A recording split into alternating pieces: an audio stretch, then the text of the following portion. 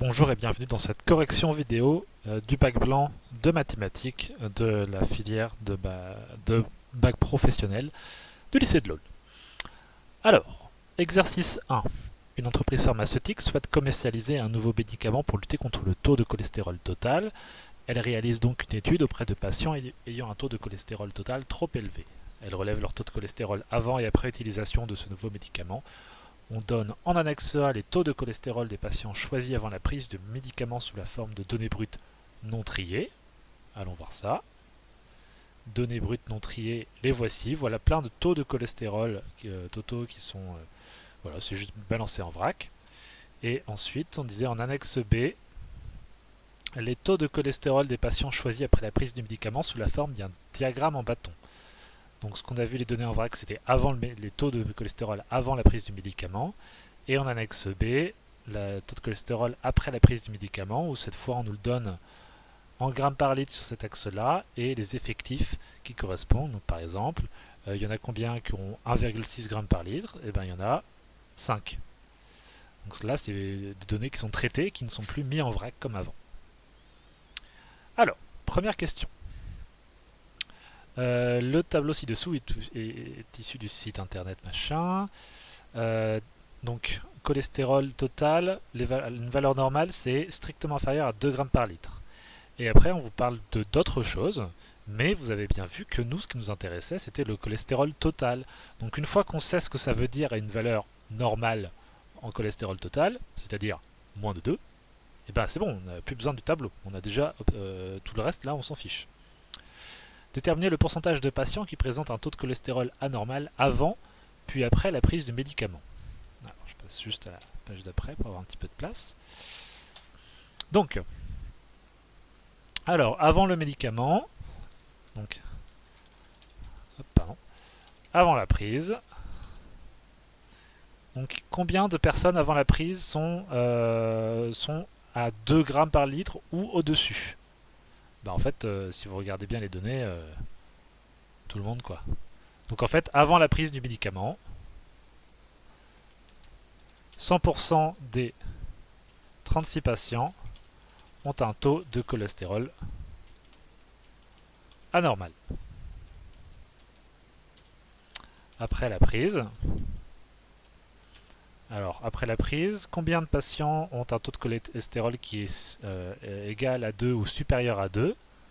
Eh bien, on a, en fait, comme les graphes va de 0,5 en 0,5, vous voyez que deux petits carreaux valent 1. Donc 1, 2, 3, 4, 5, 6, 7, 8, 9 et 10. Il y en a 10 en tout qui sont au-dessus de 2. J'aurais pu faire autrement. J'aurais pu dire 3 plus 2 plus 1 plus 2. Ça aussi, ça marche. Donc là, il y en a 10 en tout sur les 36. Comment je sais 36 d'ailleurs facilement? Puisque en fait là, il y en a 6 et là, il y en a 6, donc 36 en tout. Donc, 10 patients sur 36, c'est-à-dire 100 fois... 10 sur 36 est égal à... Hop. Attendez, elle est un petit peu énorme ma calculatrice là. Voilà. 100 fois 10 sur 36. On est à 27,77777. Donc environ hop, 28% ont un taux anormal. Voilà, question suivante. Déterminer le taux de cholestérol total moyen et l'écart type avant la prise du médicament, donner les résultats arrondis au centième près. Donc là, en fait, on est en train de nous demander la moyenne et l'écart type de ces données-là. Donc pour ça, on prend notre calculatrice et on va aller dans le menu statistiques. Alors, je supprime juste ce truc. Del all, oui. Et voilà, j'ai une liste vide. Alors, on y va. On va rentrer toutes les données dans la liste. 2,3, 2,6. Et là, je vais faire une petite pause pour que ça aille plus vite pour vous. Et hop, la magie de l'édition de vidéo. Alors, il nous faut maintenant, j'ai rentré toutes les données une par une. De toutes les données là, j'ai toutes mis dans la même liste. Et donc maintenant, on va aller calculer les statistiques de ce truc-là. Donc on va dans calque et on fait du statistique à une variable ici, donc un var. Et alors attendez, avant d'y aller, pardon, je suis allé un petit peu vite, il faut aller dans 7 évidemment. 7, donc 7, les valeurs sont bien dans la liste 1, et les fréquences, bah ici il n'y a pas de fréquence en fait, parce que c'est des données brutes, donc on garde bien comme ça 1. Donc là c'est bon, je peux aller dans un var. Et donc on a donc une moyenne de... hop, pardon, je suis là, c'est ça. Donc ici la moyenne c'est 2,5138. Oui, pardon. Oui, donc on a bien une moyenne de 2,5138 et un écart type de 0,22. Donc, grâce au mode statistique de la calculatrice, je trouve, donc on l'appelle, alors normalement ça devrait pas être x accent, ça devrait être barre, voilà. X bar donc 2,5138 qu'on arrondit comme on nous le demande dans la consigne au centième, c'est-à-dire 2,51. Et c'est des grammes par litre. Et là, l'écart type ici, c'est sigma 1. Donc ici, c'est 0,2200 qu'on met à peu près égal à 0,22. Je vais mettre un petit peu tout ça en bleu pour que ce soit juste plus clair et puis plus joli aussi. Voilà. Plus clair où sont mes réponses et où sont les questions. Alors, on y va pour après la prise du médicament. Donc cette fois, c'est sur le graphique qui est ici. Donc on reprend la calculatrice. Hop, je vais faire ça sur une liste d'à côté, tiens. Donc dans la liste d'à côté, cette fois, je ne vais pas rentrer toutes les données en vrac, parce qu'elles ne sont pas données en vrac. Je vais d'abord donner les différentes modalités, c'est-à-dire toutes les différentes concentrations de cholestérol qui sont rencontrées dans cette population après la prise de médicaments. Donc il y a 1,2, il y a 1,3 aussi, il n'y a pas de 1,4 mais il y a du 1,5, du 1,6, du 1,7, du 1,8, du 1,9, 2, 2,1, il n'y a personne à 2,2. Par contre, il y a du 2,3. Il y a pas de 2,4, mais il y a 2,5. Il y a 2,9 également. Hop, très bien. Ensuite, donc ça, on a mis ça dans une liste. Et dans l'autre liste, à côté, on va mettre les effectifs qui correspondent à chacune de ces modalités. Donc, on a, pour la première, on a 1.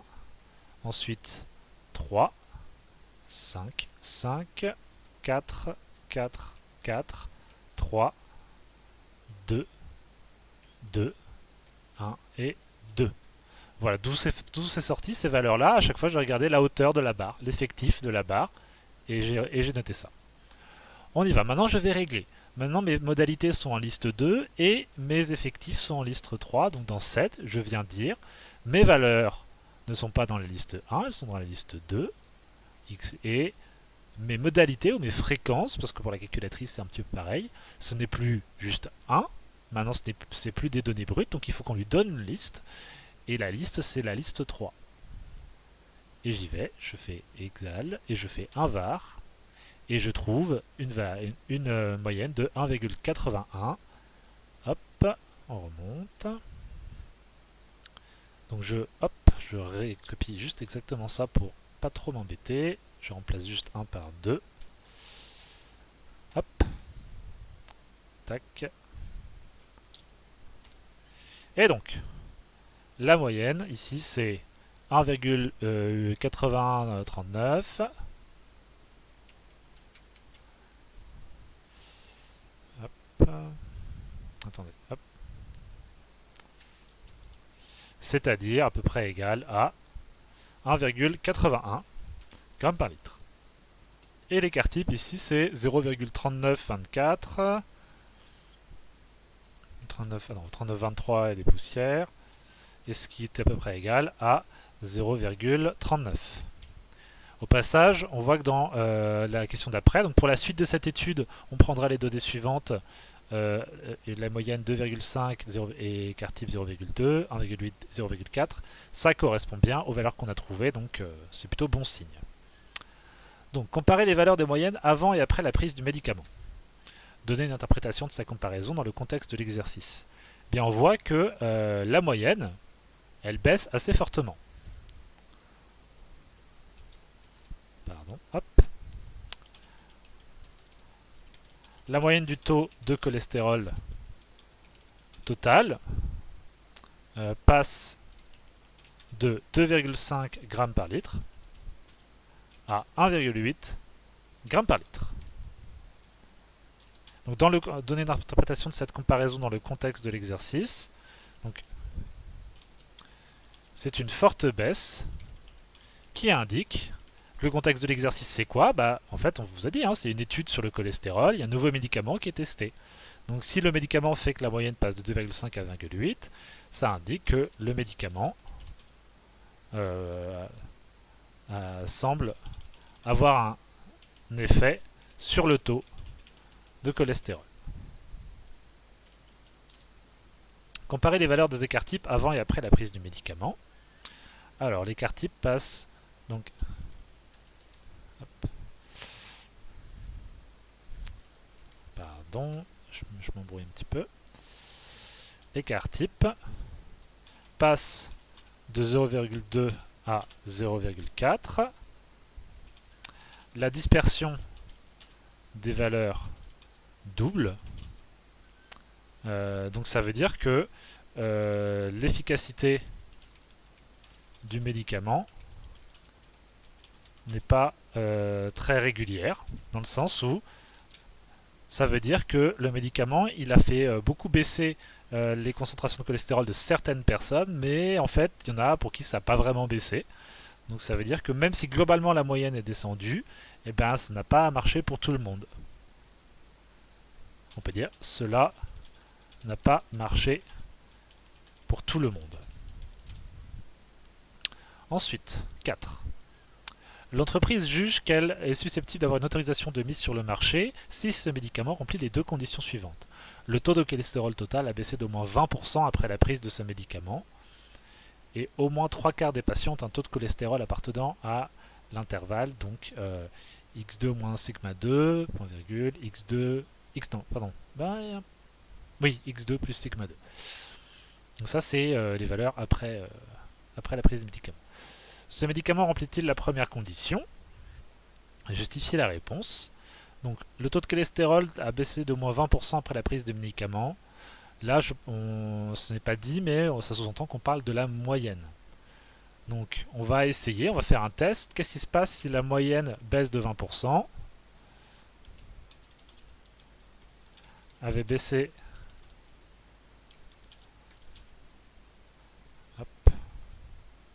Avait baissé de 20%. Elle aurait valu 2,5 fois. Donc si on baisse de 20%, on multiplie par 1 moins 20 sur 100. Et donc c'est égal à. Hop, tac, tac. 2,5 fois. Donc en fait ça correspond à 0,80. 1 moins 20 sur 100. Donc une baisse de 20%, ça veut dire on multiplie par 0,80. C'est égal à 2 grammes par litre.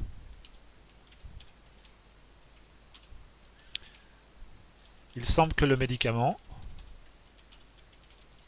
ait fait baisser de plus de 20%, puisqu'en fait on n'est pas à 2 grammes par litre, on est à 1,8. La première condition est satisfaite. Ensuite, montrer que l'intervalle dont on nous parle ici, là, hop, est 1,4, 2,2. En fait, tout simplement, je reprends l'écriture qu'on nous a dit ici, qu'on nous a donné ici, et je vais remplacer les valeurs x2 et sigma 2 par les valeurs qu'on nous a données. Donc, c'est-à-dire, je reprends juste ça, je l'écris au-dessus. Donc, x2 1,8 et 0,4, ça veut dire que je suis en train de faire x2 moins sigma 2, c'est-à-dire 1,8 moins 0,4 de ce côté-là de l'intervalle. Et de l'autre côté de l'intervalle, je fais x2 plus sigma 2, c'est-à-dire 1,8 plus 0,4. Donc, hop, cet intervalle. Si on fait juste les calculs des deux bornes, 1,8 moins 0,4, bah c'est 1,4. Et l'autre borne, 1,8 plus 0,4, c'est bien 2,2. Là, vraiment, cette question-là, c'est du calcul pur. On peut rajouter un petit on a, ou on calcule, deux points, voilà.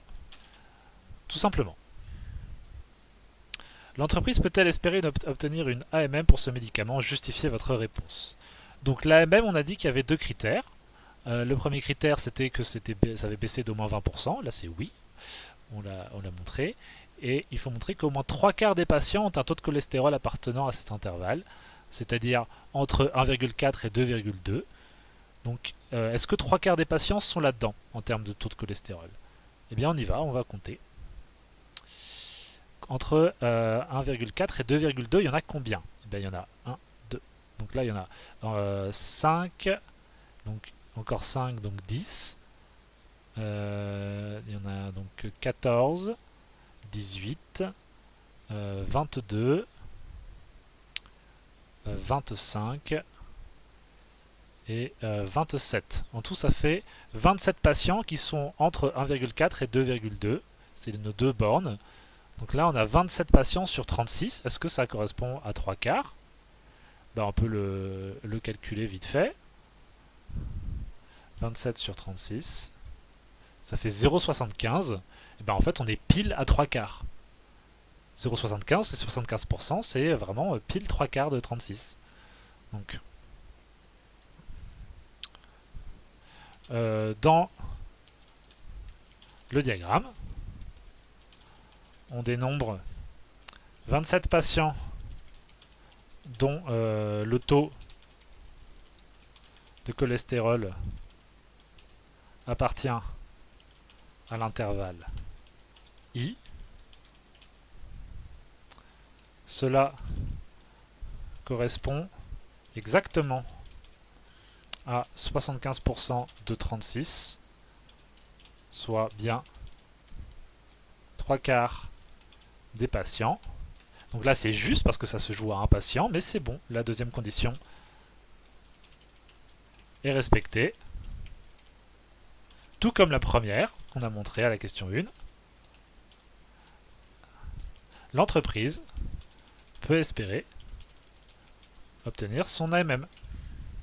Et voilà pour cet exercice. Exercice 2. Tous les hivers, l'océan Arctique se couvre d'une banquise immense qui fond lorsque l'été revient.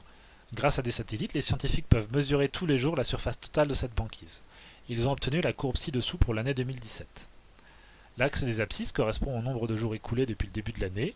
1 correspond au 1er janvier, 20 au 20 janvier, 40 au 9 février, 80 au 21 mars, etc.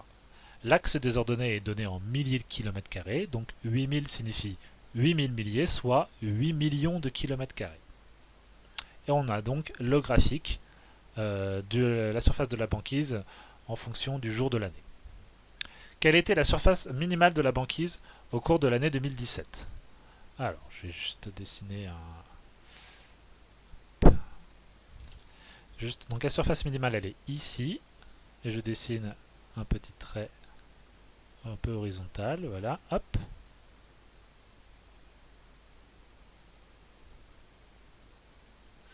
Et je vais le mettre en bleu un peu plus flashy et le mettre... voilà. Donc, quelle a été la surface de cette banquise? Eh bien, visiblement, là, on est... Alors là, pour moi, on est à 4700. On a 4000 ici, 5000 ici, 6000 là. Donc on est à 4000, 4600, 4700. Graphiquement,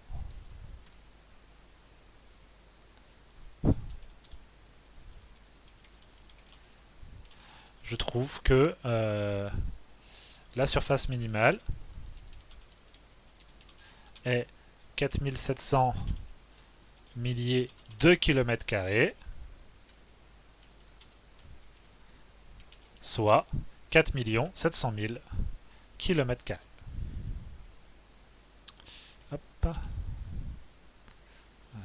Hop, là, juste un peu de mise en page, voilà. Le combienième jour de l'année la banquise a-t-elle atteint sa surface minimale?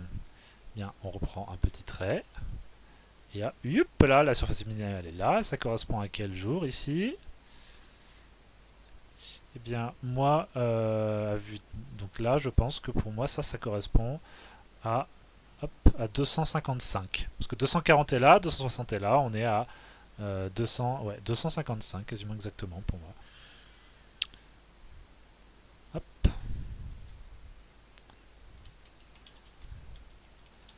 La banquise atteint sa surface minimale au 250e jour.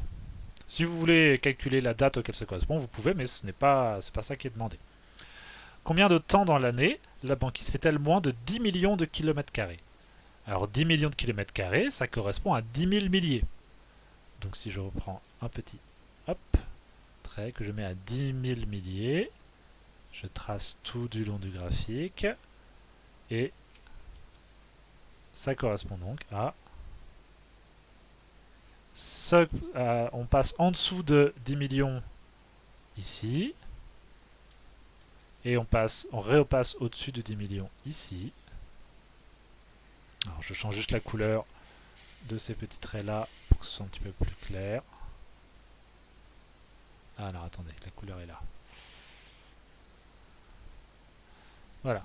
Donc là, on est entre le jour, moi je dirais entre 177 ou 176, entre 176 et 326. Alors, graphiquement, hop, graphiquement, la banquise est sous 10 millions de kilomètres carrés entre les jours 176, ça, hein, 176 et 326. 327 plutôt. Hein. 327. Cela fait, on n'oublie pas que c'est bien une durée qu'on nous a demandé, donc on fait la soustraction.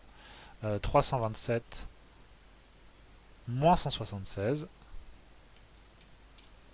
ça fait 151 jours en tout. Alors attendez, 328 quand même, hein. Moi je dirais 328. Ça fait 152 jours. Voilà.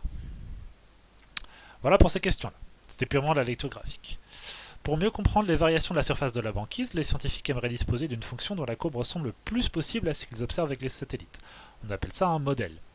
Les scientifiques proposent un modèle, la fonction S, définie sur 1 365 par l'expression qu'on vous donne ici, donc c'est une fonction polynomiale, avec x le nombre de jours depuis le début de l'année, et S de x la surface de banquise prédite par le modèle en milliers de kilomètres carrés. Donc quelle surface de banquise est-elle prédite par ce modèle au 20 janvier 2017? Eh bien tout simplement, on vous demande de calculer, le 20 janvier, c'est 20 jours après le début de l'année, donc on juste de calculer S de 20. Donc ce que vous faites, c'est que vous prenez ça, hop, pardon, et puis vous remplacez x par 20, quoi. Hop, vous fois... attendez. Pardon. Hop, fois 20 au carré, plus 112 fois 20. Et voilà, et on fait ce calcul-là, avec notre calculatrice, on y va, 0,022 fois 20, donc puissance 3, c'est le chapeau ici, puissance 3. Si vous avez une grave 25, c'est normal que ça reste avec un chapeau. Hein. Moi, ça s'écrit un petit peu en haut, mais vous, c'est pas grave, il y a chapeau 3, ce n'est pas grave. Bon, 1,1 fois 20, donc au carré, il y a la touche au carré ici, plus 112. Attendez, je suis revenu au début. Je reviens à la fin. Hop. Attendez, je suis perdu. Voilà. Donc plus 112 fois 20 plus 11 500 et ça fait normalement 13 317,6. Donc je vérifie juste mon expression. Voilà, normalement c'est bon, c'est bien ça. Donc 13 317,6. Cela fait, d'après le modèle, environ, hop, je mets juste en bleu, j'avais oublié, environ 13 318 000, parce que je fais un petit arrondi là, je garde un nombre entier de milliers de kilomètres carrés. 13 318 000 kilomètres carrés. Comparer cette valeur aux observations par satellite, le modèle semble-t-il fonctionner.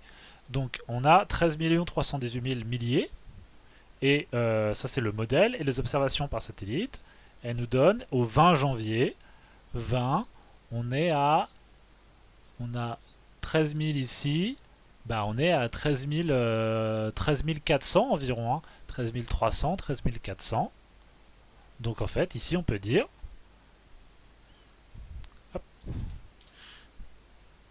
les observations donnent entre 13 300 et 13 400 milliers de kilomètres carrés. Cela concorde avec le modèle. Ou plutôt, on va dire que le modèle reproduit bien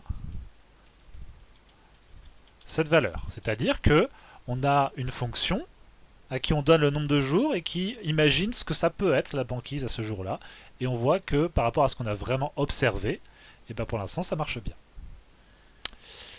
Ensuite, déterminer l'expression de la fonction des dérivées s' de x. Donc je reprends l'expression qu'il y a ici. Hop, donc si on dérive x puissance 3, le 3 tombe devant, et le x puissance 3 devient x au carré. Le 1,1 x puissance 2, donc x puissance 2, on a le 3 qui tombe devant, et le x carré devient x puissance 1, c'est-à-dire juste x quoi. 112 fois x, le x devient 1, et le plus 11 500 disparaît. Donc 112 fois 1, on n'a pas besoin de l'écrire, donc, et il nous reste à calculer 0,0022 fois 3, donc ça en fait ça fait 0,0066, et 1,1 fois 2 ça fait 2,2. Voilà, s' de x, c'est 0,0066 de x au carré moins 2,2x plus 112. Hop. En arrondissant le résultat au centième, calculez s' de 51 et s' de 91. Je reprends l'expression ici. Hop, je vais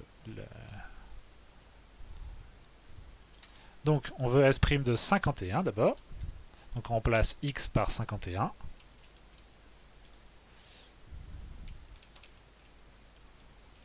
Et on y va, on calcule ça. Donc 0,0... Hop là, pardon. Donc 0,0066 fois 51 au carré, moins 2,2... Ah, pardon. J'ai fait entrer à beaucoup trop tôt. Donc moins 2,2 fois 51 plus 112. On a 16,96, enfin 16,96, et on nous demande d'arrondir au centième, donc ça fait 16,97. Et ensuite, on a la même chose, mais avec 91 au lieu de 51, donc je remplace juste, voilà, hop, et j'ai pas encore la valeur, donc 0,0066 fois 91 au carré, moins 2,2 fois 91, plus 112, et on a moins 33,54, avec 54, qui est à peu près égal à moins 33,55. Alors, on nous redonne ces valeurs-là, mais arrondies, pour que, comme ça, si vous n'aviez pas réussi à faire ça, ben, vous pouviez faire la suite. Un spécialiste de la banquise affirme: il y a une tendance qu'on retrouve souvent dans les observations. La surface de la banquise est encore en train d'augmenter au 20 février, mais arrivé au 22 mars, elle commence déjà à diminuer. Est-ce que le modèle reproduit cette tendance justifiée? Donc n'oubliez pas, quand on vous parle du modèle, on vous parle toujours de cette fonction qui essaye de prédire la banquise. Et là, on ne vous parle pas de valeur en kilomètres carrés de la surface de la banquise, on vous parle de variation. C'est-à-dire à quel moment est-ce que la banquise monte, quand est-ce que la banquise descend. Dans le sens, la surface de la banquise augmente, la surface de la banquise diminue. Et pour ça, vous savez qu'il faut s'intéresser à la dérivée. Et ça tombe bien, on vous donne des valeurs de dérivée. Les dates qu'on vous donne là, ce n'est pas un hasard. Puisque 20 février, donc si on prend les jours, les jours des mois de l'année, dans janvier vous avez 31, et donc si on rajoute 20 jours en février, le 20 février c'est bien le 51e jour. Donc, comme S' de 51 est égal à 17, c'est-à-dire c'est un nombre positif, eh bien on peut dire ici, donc comme S' de 51 est supérieur à 0, au 51e jour, alors 0, d'après le modèle, au 51e jour, la surface de banquise augmente. Cela correspond. Et ensuite, le 22 mars, donc on reprend notre calculatrice, 31 jours en janvier plus 28 en 2017, parce que c'était 2017, pardon. 2017, ce n'est pas une année bissextile, 2017, parce que c'est une année impaire. 28 jours en février, et 22 mars plus 22. Attendez. Ah bah tiens, il y avait une petite erreur dans le sujet. C'était pas le 22 mars, ça aurait dû être le 1er avril. C'était pas une blague. Bon, désolé. Hop, ça aurait dû être 81 et pas 91. Bon. En tout cas, on pourrait donc comment le rédiger comme S' de 91 est inférieur à 0. D'après le modèle, au 91e jour, la surface de la banquise diminue parce que la dérivée est négative, ça veut dire que la fonction est décroissante. Alors, cela devrait correspondre, s'il n'y avait pas d'erreur d'énoncé.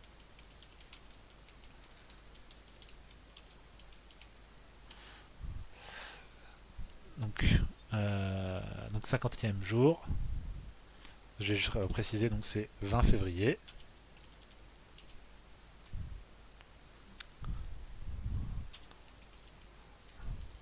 Donc erreur d'énoncé, alors attendez. Voilà, j'ai reformulé, mais désolé, il y avait une erreur d'énoncé. Compléter le tableau de valeurs en annexe C, certaines cases ont déjà été complétées, et ensuite dans le repère en annexe C, il y a un tableau et un graphique à faire. En fait. Donc on y va, hop. Alors comment est-ce qu'on remplit un tableau de valeurs facilement, sans se prendre la tête? On prend notre calculatrice et on va dans le menu table. Hop. Hop. Alors, on a besoin de l'expression de la fonction. C'est celle-là qui nous intéresse. C'est plus la dérivée. Hein. Nous, on est toujours sur la surface de la banquise, donc c'est elle qui nous intéresse. Donc 0,0022 x puissance 3 moins 1,1 x au carré plus 112 x plus 11 500.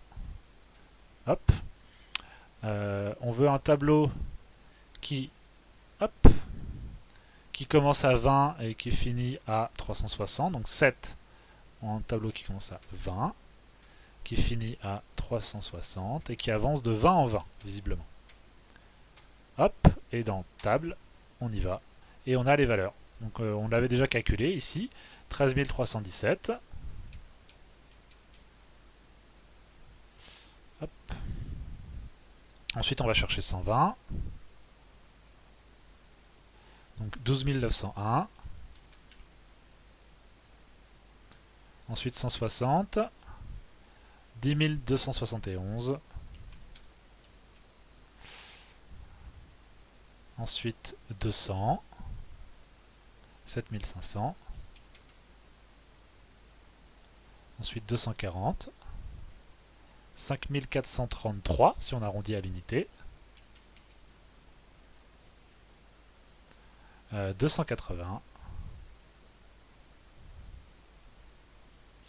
4914. Et voilà. Et maintenant, on n'a plus qu'à placer les points. Alors allons-y pour quelques points de placement. Je ne vais pas tous les faire, hein. Je vais aller plus vite pour qu'on puisse avancer. Mais on fait par exemple le premier. Pour 20, pour x égale 20, on a 13 317. Alors vous ne pourrez jamais le placer exactement, hein. Cette précision-là, 13 317, vous n'y arriverez pas, hein. Mais vous faites au mieux. 20, 13 317, 13 000 est ici. Donc 13 317, ça va être genre pile sur...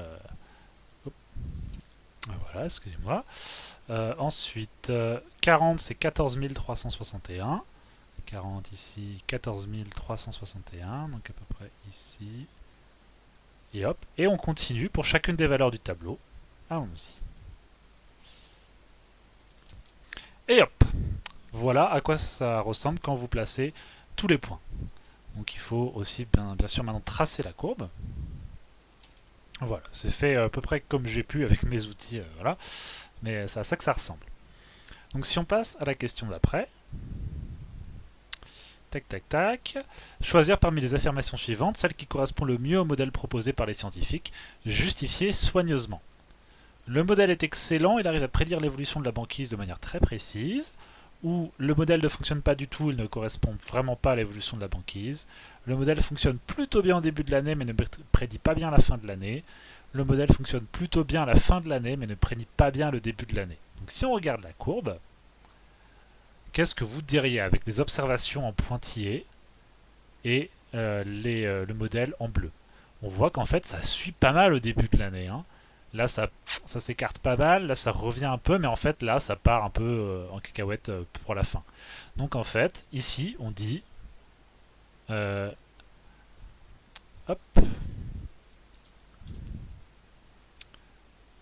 le modèle fonctionne plutôt bien au début de l'année. On voit que à partir alors c'est à partir du jour combien? C'est au jour minimum, hein. À partir de 270, du jour 270 environ, le modèle est bien trop bas par rapport aux observations. Mais le début de l'année est bien prédit par le modèle. Et voilà. Voilà pour cet exercice-là. Exercice 3, les histoires de chèvres et de ravins et d'enclos. L'été, les 2100 chèvres d'un regroupement d'exploitation partent en alpage. La nuit, elles sont parquées dans un enclos pour les préserver des attaques des prédateurs. L'enclos de nuit est représenté vu du dessus dans les graphiques suivants. Partie assurée, l'unité graphique étant le mètre. Donc voilà l'enclos ici. On suppose dans la suite de l'exercice que la portion de courbe entre A et B est la représentation graphique de la fonction f définie sur l'intervalle 0,100 par f de x égale 0,25 exponentielle de 0,05x plus 40. Ça veut dire que voilà un plan de l'enclos avec ce bout de l'enclos qui est en fait le truc d'un ravin. Il suit cette courbe-là, 0,25, etc. Donner une valeur approchée arrondie à l'unité de l'ordonnée de B. L'ordonnée de B, c'est lui, donc l'ordonnée, c'est la hauteur du point. Deux solutions. Soit vous le lisez graphiquement, soit vous allez chercher avec cette fonction, parce que B, son abscisse est 100, donc vous pouvez caler 100 dans cette fonction-là, et ça vous donne l'ordonnée de B. Mais on peut le faire graphiquement, hein. On peut ne pas trop s'embêter. On obtient, hop, on obtient une ordonnée de, alors du coup, petit trait, hop.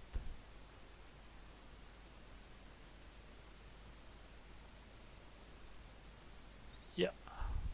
Si on zoome un petit peu sur l'axe, on est à 60 ici, 80 là. Et comme il y a 5 sous-divisions, ça veut dire, alors c'est vraiment pas les meilleurs axes qui sont comme ça, mais c'est comme ça, des fois au bac ça arrive ça. Ça fait 4 par petit carreau, 60, 64, 68, 72, 76 et 80. Là, on est, alors B il est un petit peu plus bas que ça. Ouais, moi je dirais qu'on est à 76 ici. Donc graphiquement depuis une ordonnée de 76. On peut faire vite fait la vérification par le calcul. On revient hop. Donc je vais en rentrer 100 dans cette fonction là, donc 0,25 exponentielle de 0,05 fois 100 et on descend plus 40, 77. Bon, allez, là on peut dire, on peut aussi calculer f de 100 est environ égal à 77. Donc, ouais, l'un ou l'autre. On va dire que ouais, graphiquement, je pense que j'ai mis trop bas mon trait. Vous voyez, il est plus haut que ça normalement. Donc 77, ça paraît plus cohérent graphiquement. Alors, on cherche à déterminer l'aire de l'enclos. Expliquez pourquoi cette aire est comprise entre 4000 m² et 5850 m² en vous appuyant sur le découpage en pointillé du graphique numéro 2. Le graphique numéro 2 là. Donc, voilà le découpage en pointillé. Et on nous donne deux aires. Et on nous dit que l'aire est comprise entre ces deux aires là. Eh bien, il y a des chances que l'aire de l'enclos, en assuré, elle soit entre l'aire de ce rectangle là. Et l'aire de ce polygone là qui est dessiné là, donc c'est le rectangle qu'on a calculé, plus l'aire du triangle rectangle ici. Donc calculons l'aire du rectangle, hop, en bleu. Donc OCEA, on a donné des noms de points. C'est l'aire de ce rectangle, c'est 100 fois 40. Et bien ça c'est 4000 m². Puis l'aire du trapèze. Donc le trapèze c'est OCBA. Donc on a l'aire du rectangle, 100 fois 40, plus l'aire du triangle rectangle qui est ici, 100 fois, du coup l'ordonnée de B on a dit que c'était 77, 77 moins 40, donc on a 37, on a 100 fois 37. Donc, hop, 100 fois 40 plus 100 fois 37, 7000... Ah non, pardon, excusez-moi, j'ai oublié de diviser par 2, bah, bravo. Et à chaque fois... Non, pas... Enfin... Non, je ne veux pas dire à chaque fois je me fais avoir, c'est parce que c'est pas vrai. Mais de temps en temps, je me fais avoir, et vous aussi, vous vous ferez avoir. Donc soyez vigilants sur les aires des triangles. On fait bien la longueur fois la largeur divisé par 2, puisque sinon on calcule l'aire du rectangle qui est là. Et donc, mais nous, ce qu'on veut, c'est l'aire du triangle, donc c'est la moitié. Et excusez-moi, et donc je reprends 100 fois 40 plus 100 fois 37 divisé par 2. 5850 mètres carrés, c'est bien ce qu'on nous donne ici. L'aire de l'enclos est bien comprise entre les aires de ces deux figures. C'est pareil logique, hein. L'aire de l'enclos est plus grande que celle du rectangle, elle est plus petite que celle du trapèze. Détermine une valeur approchée à 0,1 m² près de cet enclos. Donc cette fois, il nous faut vraiment qu'on calcule la vraie aire. C'est quoi cette aire assurée là? Ben là, il n'y a pas 36 solutions. On nous a donné la fonction. Il va falloir qu'on calcule son intervalle, tout simplement. Donc, tac. Attends, attendez, je sais pas si j'aurai la place. Donc, il faut calculer l'intégrale. Hop. Ça revient à ça. L'intégrale de f de x entre 0 et 100. Puisque si vous regardez le graphique, c'est bien ça. F de x, c'est cette fonction-là. Et on veut son r entre 0 et 100, son intégrale entre 0 et 100. Et donc, pour ça, on pourrait trouver une primitive de la fonction f et le faire proprement, mais vous savez que votre calculatrice le fait également. Alors, il y a deux manières de le faire. Moi, je préfère passer par le graphe, puisque ça garde le lien avec l'aire de la fonction sous la courbe. Donc je ne vais parler que de cette méthode-là. Donc on va dans le menu, on va dans le graphe. Je vais rentrer l'expression de la fonction. Donc 0,25 exponentielle de 0,05x plus 40. Je vais dessiner ceci entre 0 et 100. Hop, je vais le dessiner. Je vais faire un petit zoom auto pour pouvoir la voir. Même si en fait, vous voyez, le zoom auto, il coupe un petit peu, parce que normalement, l'axe des ordonnées, il est plus bas que ça. Mais bon, c'est pas grave, l'important c'est qu'on soit entre 0 et 100. Et on va dans Gsolve. Hop, donc, limite inférieure 0, limite supérieure 100. Et voilà, tac. Et ça nous donne une intégrale de 4737,07 en arrondissant. Donc, égale 4737,07 et des brouettes. Et c'est à peu près égal à environ à 0,1 m² près, c'est-à-dire à 4737,1 m². Et voilà, on a répondu à la question. Voilà la surface de l'enclos. Pour des raisons de qualité d'élevage, on souhaite que chaque chèvre dispose d'au moins 2,5 m² dans l'enclos. Le regroupement d'exploitation affirme que ce critère est respecté pour les 2100 chèvres de cet enclos. Cette affirmation est-elle vraie? Justifiez votre réponse. Tout simplement. Les 2100 chèvres, si elles ont besoin de 2,5 m² en tout, en tout l'enclos il doit faire combien? On fait 2100 fois 2,5. Menu. Hop. 1100 fois 2,5 et ça fait 5250 mètres carrés sont nécessaires aux chèvres. Et là, en fait, eh ben non, il n'y a pas assez. L'enclos, avec ses 4731,1 mètres carrés, est trop petit. Et voilà. Voilà pour cet exercice. Et enfin, le dernier exercice, l'exercice 4. La plupart du temps, les fake news ou fausses informations en français apparaissent sur certains sites puis gagnent en visibilité en étant partagées sur les réseaux sociaux. On étudie la situation où, en moyenne, un lecteur partage à 2 nouveaux lecteurs une fausse information dans un délai d'une journée. On cherche à prévoir la propagation de cette fausse information sur 20 jours en modélisant le nombre de nouveaux lecteurs par une suite numérique UN, n étant le nombre de jours après la diffusion de cette fausse information. Alors, rang du jour n, donc 0 jours après la diffusion de l'info, il y a un nouveau lecteur, il n'y en a qu'un qui l'a lu. Un jour après, il l'a transmis à 2 potes et donc il y a 2 nouveaux lecteurs. Encore un jour après, chacun de ces 2 lecteurs-là, on a transmis à 2 nouveaux, donc voilà 4 nouveaux lecteurs, et ainsi de suite. Donc vous voyez qu'à chaque fois, chaque personne en transmet à 2 nouveaux. Déterminer la nature de la suite UN en justifiant la réponse. Chaque jour, le nombre double, c'est-à-dire qu'il est multiplié par 2. C'est donc une suite géométrique de raison 2.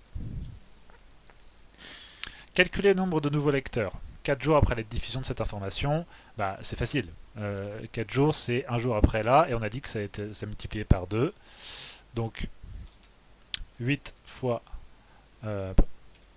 pardon. 8 fois 2 égale 16 nouveaux lecteurs. 4 jours après la diffusion. Voilà, ça c'est un petit peu un bon exemple de rédaction. Calculer le nombre de nouveaux lecteurs 4 jours après la diffusion de cette information. Le cœur de la réponse, c'est bien sûr le calcul. 8 fois 2 égale 16. Mais vous pouvez dire ce que c'est 16. Qu'est-ce que c'est ce nombre? Eh bien, c'est les nouveaux lecteurs 4 jours après la diffusion. Vous reprenez les éléments des questions ici, et vous l'écrivez après votre calcul, et ça permet juste de ne pas s'ennuyer à faire une longue phrase alambiquée pour présenter votre calcul. Vous faites le calcul, mais vous expliquez ce que c'est que ce résultat. Voilà, je pense que ce genre de rédaction peut être apprécié au bac. Ensuite, 20 jours après la diffusion de cette fausse information. Alors là, il va falloir qu'on se serve du formalisme de la suite UN qu'on nous dit ici. Donc, 20 jours, je le remets en bleu, 20 jours après, cela correspond à UN. Pardon, à U20. Donc c'est une suite géométrique. Ça veut dire que U20, en fait, c'est égal à... Pardon. Ah, je vais y arriver. U20, en fait, c'est U0 fois sa raison multiplié par 20. Et donc U0 c'était combien? Bah, c'était 1, parce qu'il n'y avait que 1 lecteur à la base. Et la raison on a dit que c'était 2, puissance 20. Et donc ça fait 1 fois 2 puissance 20, on y va. 2 puissance 20. Et ça fait 1 48 576. 1 48 576. Donc, nouveau lecteur. Alors, du coup, là, ça fait un petit peu beaucoup avec ce gros calcul-là. Donc, on a donc 1 048 576 nouveaux lecteurs. Vous voyez que ça va vraiment très vite, effectivement. Et enfin, on s'intéresse dans cette question au nombre total de lecteurs qui ont lu cette fausse information au bout de 20 jours. Est-il vrai que ce nombre dépasse les 2 millions justifiés? Alors, ici, on ne vous demande plus le nombre de nouveaux lecteurs au bout de 20 jours, on vous demande le nombre total de lecteurs, c'est-à-dire en fait les gens qui étaient des nouveaux lecteurs au jour 1, les gens qui étaient des nouveaux lecteurs au jour 2, au jour 1, au jour 2, au jour 3, au jour 4, c'est-à-dire 1, plus 2, plus 4, plus 8, plus 16, plus machin machin. On vous demande en fait, il faut ici calculer U0 plus U1 plus U2 plus ainsi de suite. Jusqu'à quand? Jusqu'à U20, parce que c'est jusqu'à 20 jours après. Alors, donc, tac tac tac. La suite UN est une suite géométrique. On a donc, et là, on va pouvoir utiliser la formule qu'on nous donne dans le formulaire de l'énoncé. Hop, c'est quoi? U0 plus U1 plus U2 plus TTT jusqu'à U20. Et bien en fait, dans l'énoncé, on vous donnait deux formules. Hop là, attendez. Voilà, je vais réparer les formules. Donc on vous donnait deux formules pour calculer une somme de suite. Donc A0 plus A1 plus A1 jusqu'à N quand c'est une suite arithmétique. Voilà la formule. Quand vous faites B0 plus B1 plus machin machin jusqu'à Bn, voilà la formule. Donc nous on a une suite géométrique, c'est donc cette formule-là qui nous intéresse. Hop. Sauf que c'est pas B, chez nous, ici c'est U. Et c'est quoi Q ici? Pour nous, c'est 2. Donc je vais remplacer le Q par 2. Et c'est pas N ici, parce que vous voyez dans la formule, le n, c'est le numéro du dernier terme de notre somme. Et ici, notre... pardon, hop, un petit peu trop bas, voilà. Dernier terme de notre somme, c'est 20. Donc en fait, c'est pas n, c'est 20. Et U0, on a dit que c'était combien? Bah c'est 1 en fait. Donc on doit faire 1 fois 1 moins 2 puissance 20 plus 1 sur 1 moins 2. Et allons-y avec la calculatrice. Ça va être un petit jeu de parenthèses, mais ça va le faire. Donc le 1 fois... On ouvre la parenthèse pour faire le numérateur. 1 moins 2 puissance... Alors 20 plus 1, bah, c'est 21. Hop. Je ferme la parenthèse, je divise, j'ouvre la parenthèse pour le numérateur. 1 moins 2. Et je ferme la parenthèse. Et ça fait 2 97 151. C'est 151, ouais. Lecteur au total après 20 jours. Donc, ce nombre dépasse bien les 2 millions. Hop, pardon. Hop là.